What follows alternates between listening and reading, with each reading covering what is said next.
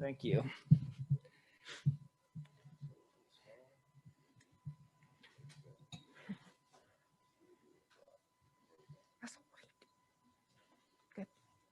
Alrighty, well, we are now joined by Michael McDowell, our Daytona 500 champion. Congratulations, and to kick things off, we have a special message for you from someone. So if you want to take a look at the screen real quick, go ahead. Congratulations, buddy. Super proud of you. Oh, Congratulations. Thank you. Yeah, it's unbelievable. It's pretty awesome.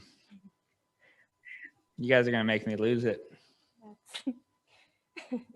Well, we just wanted him to be able to tell you congratulations. I also believe there's someone else on here if she'd like to say hello, but we can always come back. But just so you're aware, you have a lot of family on here supporting you and Awesome. thanking you and just everything. So we're going to get right into questions here for Michael, and we will kick things off with Mark Garrow. Go ahead, Mark.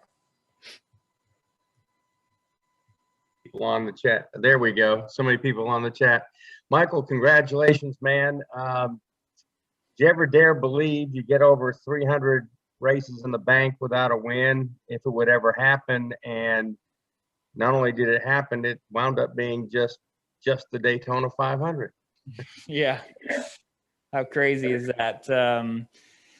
Yeah, I mean, you guys all know it's been a tough road for me, and I've had to spend a lot of years grinding it out. But, I finally have felt like this last 4 years, been more competitive and greater opportunities with Front Row and Bob Jenkins. And, Daytona's been so good to us that we've been in the top 10, we've been in the top 5, we've been close. And, last lap, there's been times where I've made the wrong choice and wrong lane and pushed the wrong guy. And it's just so hard to get in position and to do it. And, to get my first Cup win at Daytona, it's unbelievable. I'm just so thankful for everybody that just has allowed me to do it.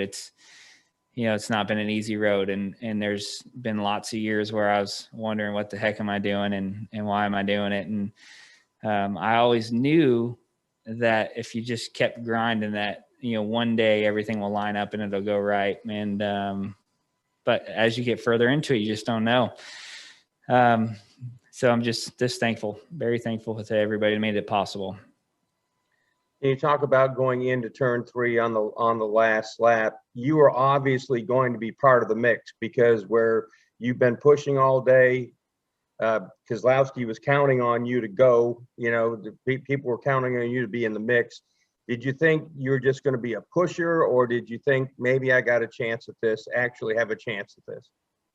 Yeah, I mean, to be honest with you, I had a plan before the race started, and you never know if you're actually going to be in position to execute that plan, because there's so much that can happen, right? I mean, you can get in the big one early on, and so having a plan is great, but it doesn't always work out. But I had a plan, and as it wound down to the last 10 laps, I was in a pretty good position.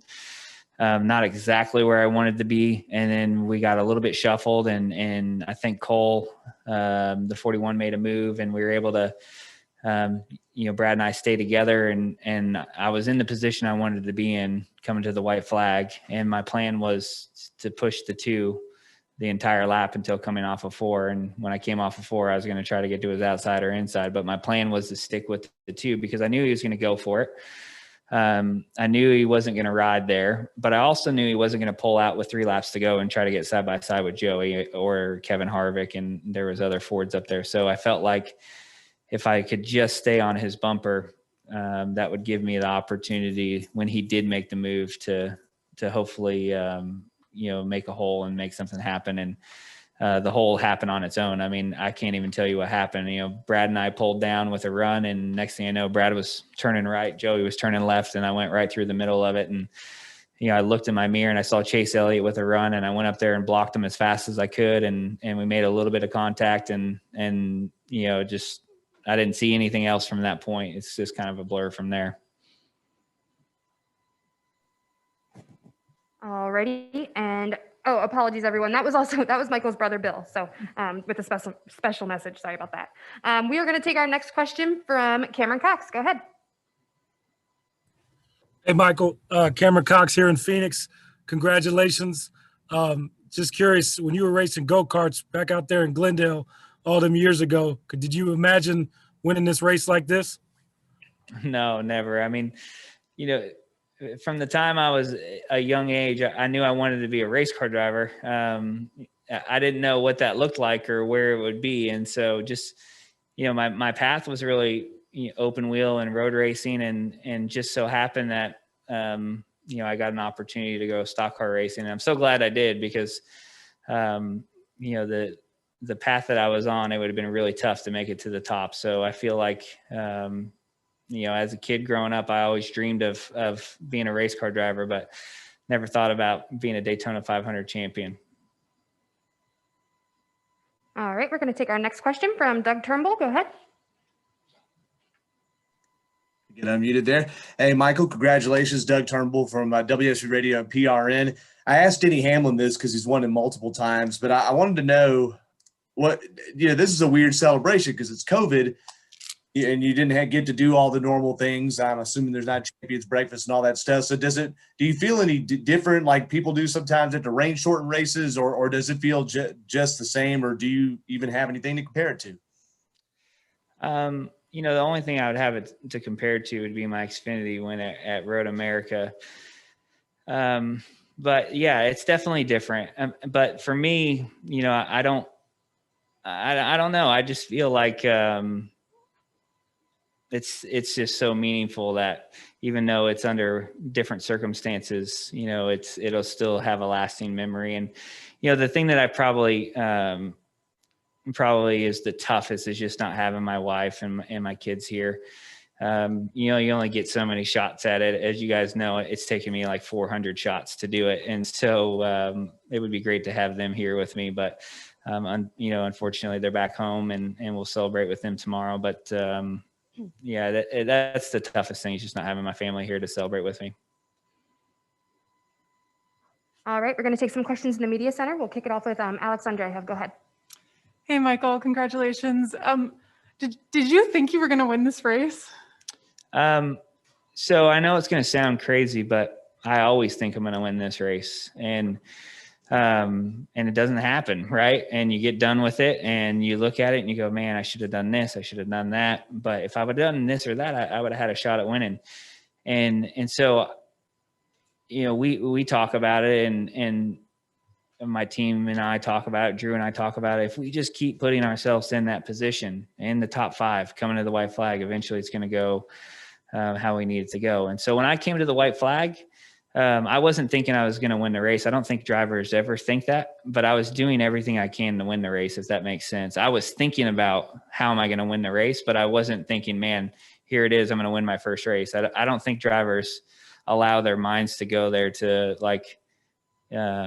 think about what could be while you're in the heat of the moment. But I was going to do everything I could to get myself in position to try to win the race, and felt like I was in the position that I had a shot at winning the race. And did you make contact with Logano at the end there, or Keselowski, I mean? I definitely was pushing Brad. The last lap, you just lock bumpers and push as hard as you could. But Brad and I had a good run, and I gave him a shove, but we actually got disconnected. And thankfully we did, because it's when we got disconnected, and I didn't see how Joey and Brad got together, but it's when we got disconnected that the contact was made, and that gave me a little bit of a gap to get through. Otherwise I would have been right on the 2. And, the way that these runs work, sometimes when you hit a guy, you kind of push him out a little bit and you get, detached from him. And Brad and I had a great run, and I was on his bumper, and then he pulled down and I got a little bit detached from him, and then him and the 22 got together. So I've only seen the replay once, but it doesn't, I don't know. You guys would have to tell me. I'm not sure what it looked like. Thank you. All right, we're going to take our next one from Chris Weaver with WGHP. Go ahead.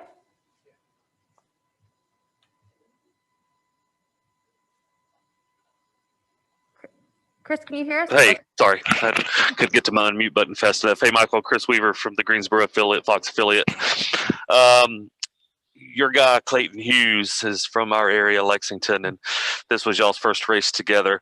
Talk about what he added to that race. I was listening in, and it was very methodical in his ways, like he's always been. But what did you pull from all that, and how did he help you stay up there and maintain?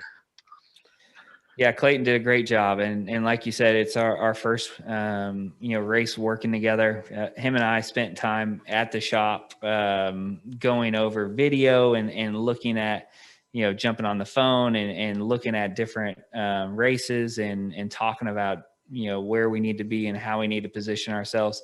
I mean, if you listen to Brad and Joey with Coleman and with TJ and those real top guys, man, they have such a good rhythm at these races and know when to block the lanes. And so that's hard to create in just one race. But I feel like Clayton and I put the time in to make sure that we both knew what we needed coming down here. And he did a great job. And I felt super confident with all the moves that I made. And it's crazy. Just, all the pieces coming together, every element matters. And that was definitely an element that really helped us put it all together. Thanks a lot. Congratulations. Thank you. All right, we're going to take our next question from Dustin Albino. Go ahead, Dustin. Yeah, Michael, congrats on the win. It's been a little over an hour. Has it soaked in yet? No, I mean, yes and no. You go from the super high and the emotion of, man, I can't believe we just won the Daytona 500, and you're just ecstatic.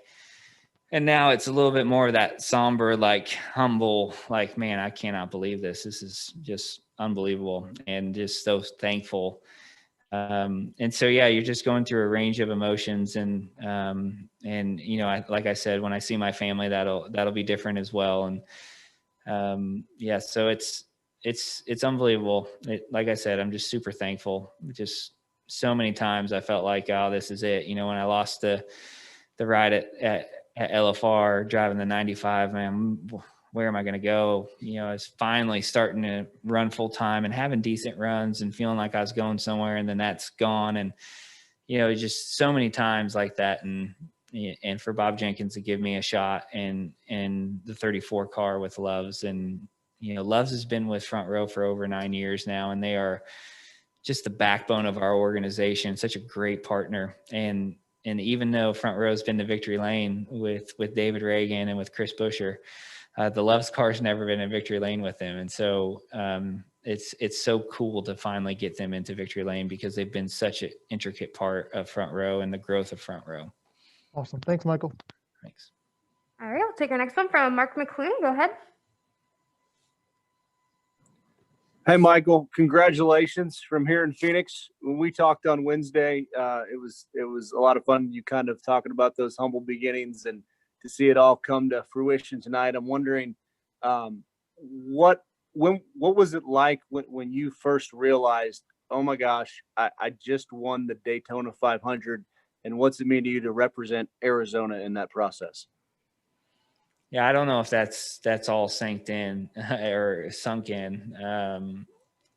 Yeah, like you said, we talked about this a week ago, what it would mean to win, and just how long I've been grinding it out to try to get in position to win. And so to be in the playoffs and to be able to go home and bring the trophy with me to my dad and my brother and my family, that'll be very special.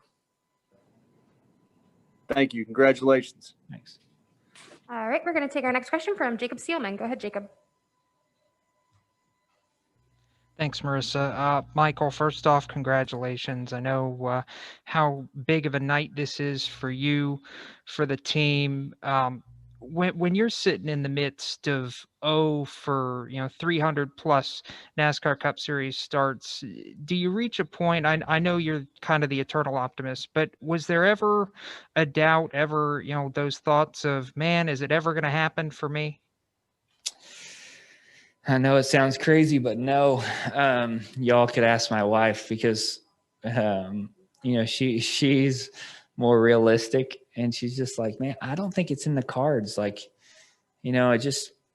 for whatever reason, I don't know. And I'm like, it's going to happen. I just know it is. And, I don't know why. I don't know why I have that feeling, but I also feel like if I don't come to the racetrack thinking like that, then why am I coming to the racetrack? And I think that for so long, that was a hard part because I knew that, with starting parking and all that stuff, I'm not going to run the full race, not going to have a shot. But even when I was starting parking, I was like, man, one day I'm going to get a shot at it. And I'll be able to do it because of all this that I've put into it. And so I never lost hope of that. And when I come to the racetrack, when we load up and go, I really think every weekend, okay, this is the weekend it's going to happen. And I know that sounds crazy, but I do. And I have for a long time. And so, I think that's an important part of it is just believing that it's possible. It's not so much believing like, oh, I can do it, I'm good enough. I don't care about that stuff. Just believing that it's possible, that it could happen. And it did. To follow up, the last what I would call the last true Daytona 500 upset came 10 years ago this weekend, and it was another driver who has a very strong faith like you do in Trevor Bayne.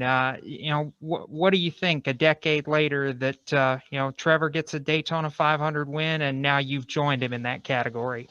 Yeah, it's crazy. I can't wait to talk to him. And it's Trevor's, such a close friend of mine and such a talented guy that, like, even when you look at that, like, man, how do I keep still getting opportunities? And a Daytona 500 champion and a guy that's won races, and, his resume is a lot better than mine is making coffee right now. God just has a plan for each of us. And I just never felt like it was time for me to stop and it was time for me to quit. I just always felt like there's a win on the horizon and you just got to keep grinding it out.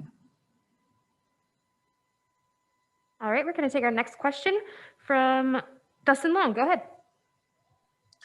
Thank you. Michael, you talk about the grinding it out. Can you kind of go back and, how you got to this point and maybe some examples of how close you came, or especially early in your career? I know you had the MWR deal and then that went away. And if I'm not mistaken, weren't you driving on coaches at part of the time too, as you were doing some racing? Can you just give me a sense of, this, I guess, how low things got, or maybe the ladder you climbed to get to this point? Yeah, I wouldn't really call it low because, during the time it's just all perspective. Right. And so, when I lost my job at MWR, that was pretty hard to overcome just because I was a young guy that came into NASCAR with not a lot of experience. I never ran truck. I never ran Xfinity. I ran one season of ARCA and had some success. And then bam, I got picked up by MWR and a new manufacturer. And it didn't work out. And so it's hard to rebound from something like that. And, I just was able to work with Tad Gitschechter and JTG and kind of take a step back and run Xfinity. And that went pretty well. We were running well. And then we got about halfway through the season and there was no more funding. And so, that went away. And so then I started, driving Brian Keselowski, Brad's brothers, starting park cars, him and his dad and Kay. They gave me a shot to go run. They missed some races, and man, we went to Iowa and ran top 10. We went to Bristol and ran top 10. Went to Watkins and ran top 10. We ran the same car at all three races. I'll add to. So we ran a Bristol car at Watkins Glen, and those moments of like, man, that's like it gives you life, right? Like you feel like you're at the bottom, and then you have a good run, and then, I just drove for Randy McDonald, and I drove for Phil Parsons, and Phil was, such a huge part of me getting, the experience I needed in Cup, even though it wasn't full races. I learned so much in that time, and Tommy Baldwin and Dustin Whitney. And, it's just, when you show up to the racetrack knowing you're not going to race, it's hard. And like you said, I drove Trevor's coach for a while, and I've always driven. I drove my own coach here, and yeah, I did whatever I could, during those starting park days, I was at the shop every day working on the race cars, and so was Phil. I mean, I don't know, you all know Phil, but Phil, I can't tell you how many transmissions he put in race cars before we went to the racetrack. I mean, we all worked on it, and we just had to get to the racetrack one way or another. So, I wouldn't say like there's super lows where, I was eating top ramen noodles and, scraping to stay alive. But when you show up to the racetrack and you know that I don't even know how to say it, you're just in the way, taking up space. It's hard to do that year after year and week after week. And so you got to have a bigger purpose than that. And for me, it was knowing that I would get an opportunity eventually. And a couple of things just to clarify, when you did drive in Trevor's motor coach, that wasn't when he won the Daytona 500. That was before then, correct? Yep. And I driver coached, and I worked with Ricky and Trevor, and I worked with a lot of guys, in particular road race, getting them ready for Watkins Glen and getting them ready for Road America, all those places. So, how I was able to keep things going is by doing a lot of driver coaching and doing whatever I could to, keep my name in the hat. And, that really helped me get those opportunities with Joe Gibbs Racing, which, is another huge part of me still being here. Even though I didn't win, I had some great runs in there, and sort of, I felt like at that time I needed something that helped me just legitimize being here. And JD was who gave me those opportunities, and literally did it because he knew I needed it. And so, for years, that propelled me for years, so just so many of those little things that add up to allow you to be here. Thank you. Yep. All right, we're going to take our next question from Dominic Aragon. Go ahead. Thank you. So, Michael, just curious, when you look back on this win at whatever point in time, what are you going to remember most about it? I don't know yet. I don't want to give you an answer. I don't know what I'll remember the most. I think what I'll remember the most is the group of guys that I did it with. I have a great relationship with Drew, and him and I, we fight hard. We scrap hard to get everything we can, every weekend. And so just to know somebody's got your back and you're fighting hard. And Bob Jenkins, man, he's just a great owner. He's a great friend. And so I think it's just the people. You'll remember the people. All right, we're going to take our next question from Devin Henry. Go ahead. Thank you, Marissa. Holy cow, Michael. Congratulations, man. Devin, we can't hear you. So much. You're just some kid at a PKRA, right, back in the olden days, and able to do this now. So for you, when you go home, Devin, are you able to hear us? We cannot hear you. all righty, how about now? Yep, we got you. The technology issue kid I am. Well, thank you, Marissa. Michael, a huge congratulations to you, man. Thank just you, some Devin. kid running PKRA back in the olden days. And now when you get to go home and tell your kids about this, or maybe one day speak about it in church, or maybe go talk to the kids at PKRA, maybe, what is the moral of this story that we just saw this chapter close on today? Yeah, don't give up. I mean, I think that's what it's all about, is just not giving up and just keep fighting hard. I think that's not just the moral of my NASCAR journey, but that's the moral of everyday life. That's the moral of our race team. And we just keep fighting hard, and you just never know what's possible. Thank you, Michael. Congrats, man. Thank you. All right, and we are going to end it here for Michael because he has a lot of other obligations. Thank you so much for spending some time with us, and congratulations. Bobby, you want to ask a question? Okay. Yeah. Yep. Well, I saw Bob he got really worried over here, so I wanted to make sure. Yeah, there.